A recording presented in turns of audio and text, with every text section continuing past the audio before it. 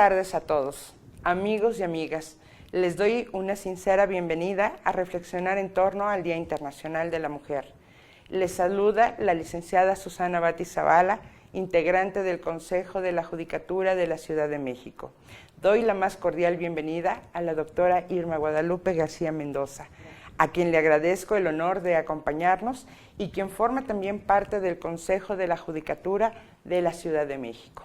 En este acto, agradecemos de manera conjunta al magistrado presidente del Poder Judicial, doctor Rafael Guerra Álvarez, quien, sensible ante los cambios que reclama la sociedad contemporánea, considera de vital importancia generar estos espacios de diálogo para que logremos hacer de esta ciudad una de las mejores, una ciudad con perspectiva de género, como lo dice nuestra Constitución Política de la Ciudad de México.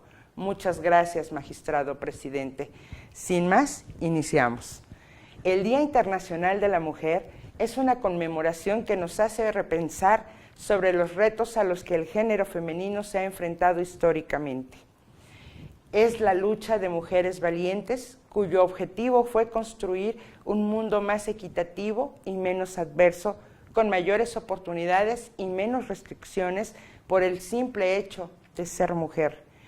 El día 8 de marzo de 1857, las mujeres que trabajaban en una fábrica textil de Nueva York resolvieron parar de trabajar como protesta a sus precarias condiciones de trabajo.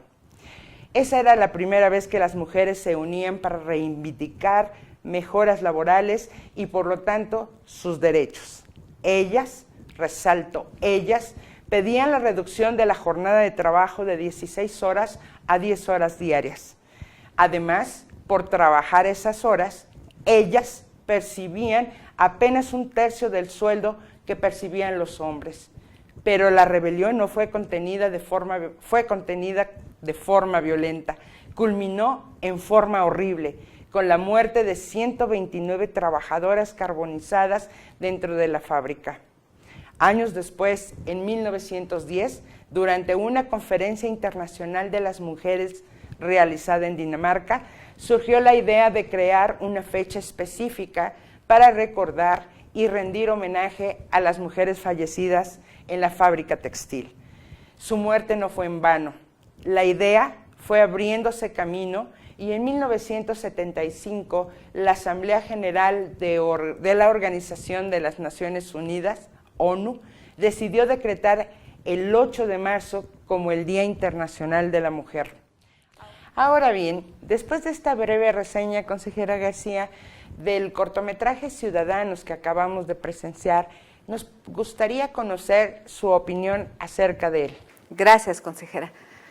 Creo que es una acción positiva que permite visibilizar esquemas de desigualdad en determinados contextos y ámbitos privado, público, institucional, pues la protagonista se ve forzada a arrendar su propia casa por necesidades económicas. Y en esta atmósfera de falta de redes de apoyo e intersección de factores como el que no tiene trabajo ni familiares, de tal manera que su visibilización permite hacernos conscientes de la importancia de promover, respetar sus derechos humanos, con un enfoque diferenciado de derechos, por lo que agradecemos a todos los sectores de nuestra sociedad por su empatía para promover la igualdad y equidad en nuestra sociedad. Es decir, todo abona para cumplir con el objetivo de una verdadera tutela judicial sustantiva. Sin duda, estamos conscientes de que existe en nuestra sociedad una violencia económica estructural que en el caso se ve agravada por la retención de sus derechos patrimoniales de la protagonista y ante el desdeño que se da por parte del arrendatario, la forma en que la manipula y desvalora, se le ocasiona una violencia psicoemocional que se incrementa por la negación a su acceso a la justicia por parte de la primera autoridad respondiente, quien no obstante que la víctima le refirió que además que había sido objeto de violencia moral con un arma, es decir, la situación de riesgo en la que se encontraba al querer hacer valer sus derechos a los pagos por el arrendamiento, no hubo respuesta de la autoridad, la cual, lejos de garantizar sus derechos, ocasionó incluso una violencia institucional. Doctora García, Es evidente la violación a los derechos humanos. ¿Podría explicarnos un poco más en qué consiste esta violación y cuál es la responsabilidad estatal en este caso? Por supuesto que se vulneraron sus derechos de acceso a una vida libre de violencia económica, física, moral, incluso institucional, a ser indagatorio su derecho de acceso a la justicia y por consecuencia de una reparación de daño integral y no repetición. Por lo contrario, se le revictimizó, provocando que la misma se viera implicada en un delito como perpetradora, en donde sin duda sí se vuelve a ser ausente la perspectiva de género y se invisibiliza el contexto en que se llevó a cabo la misma, que esta pudiera ser considerada criminal por una conducta incluso grave por atentar contra la integridad física de la persona que tuvo como detonante la amenaza que le hizo el arrendatario y que no se tomó en cuenta porque no tuvo un daño visible. Y por lo que hace a los demás coprotagonistas, queda patente la victimización del menor de edad que presencia la violencia ejercida contra el arrendatario y que pudiera reproducir y justificar la repetición de los roles desarrollados en el cortometraje, en donde solo la violencia física es grave, pues la protagonista es detenida de manera inmediata y el arrendatario es considerado víctima y sigue con la posesión del inmueble. Definitivamente considero que el Estado debió utilizar la perspectiva de género, la perspectiva transversal con enfoque de derechos humanos diferenciado bajo los principios de igualdad y no discriminación, para visibilizar la situación de vulnerabilidad de la víctima en el contexto en el que se encontraba. La violencia que se había ejercido por parte del arrendador para negar el pago y para estar en condiciones de hacer una ponderación de los hechos determinados con la razonabilidad de las pruebas que la primera respondiente le exigió de forma desproporcional.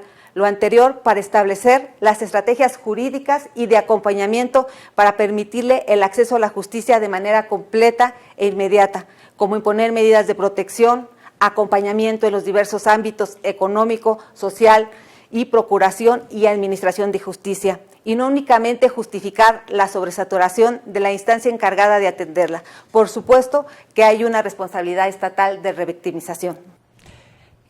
Consejera García, ¿qué opina sobre la perspectiva de género en el presente cortometraje? La perspectiva de género sin duda representa un método útil que nos permite visibilizar la simetría que históricamente ha servido como base en las relaciones entre hombres y mujeres, en los diversos ámbitos público, privado, social, familiar, laboral, político, entre otros. Pero también permite tomar las acciones positivas que se dan en un contexto determinado. Asumimos que el quehacer jurisdiccional tiene ese potencial para la transformación de la desigualdad formal, material y estructural, y que el mandato de la igualdad demanda de quienes imparten justicia la deconstrucción y una nueva construcción en que se interprete y aplica el derecho, combatiendo las relaciones asimétricas de poder y los esquemas de desigualdad que determinan el proyecto de vida de todas las personas, estableciendo así, si se requieren cuestiones previas al proceso como medidas de protección, nos permite determinar los hechos en un determinado contexto de vulnerabilidad y permite ponderar las pruebas de manera proporcional y razonable.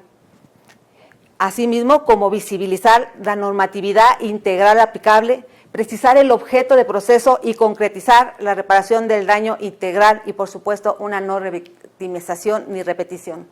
Gracias, consejera. Y ahora bien, ¿qué nos aporta este cortometraje? El cortometraje Ciudadanos nos concientiza, sensibiliza que todos tenemos una tarea pendiente, el acceso de las mujeres a una vida libre de violencia. Sin duda tenemos mucho por hacer, sigamos coordinando, trabajando todas y todos para que el acceso a la justicia sustantiva sea una realidad.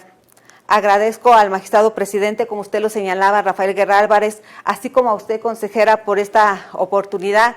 Y como decía Kofi Annan, Premio Nobel de la Paz, los derechos humanos son sus derechos, tómenlos, defiéndalos, promuévalos, entiéndalos, insistan en ellos, son lo mejor de nosotros, denle vida. De ahí nuestro compromiso, como lo ha señalado usted y lo ha ordenado nuestro titular, de seguir con las capacitaciones, acciones concretas y colaboración interinstitucional por y para una justicia sustantiva.